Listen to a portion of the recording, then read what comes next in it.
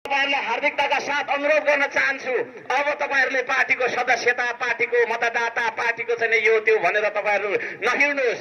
भिडको पछाडि भनेको भेडा लाग्ने हो, बाख्रा लाग्ने हो। मान्छे भनेको विचारको पछाडि लाग्छ र सही विचारको पछाडि लाग्नु हो तपाईको दायित्व हो।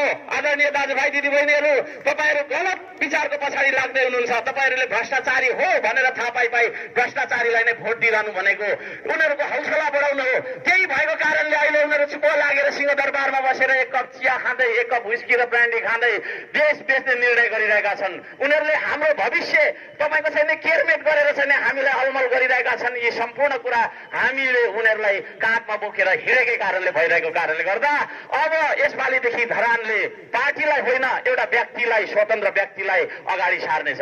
आदरणीय दाजुभाइ दिदीबहिनीहरु, तपाईहरुलाई लागिरहेको होला हामी त पार्टीको मान्छे, हामी त तपाईको चाहिँ यो त्यो भनेर लागिरहेको होला, तर तपाईहरु सत्यवादी बन्न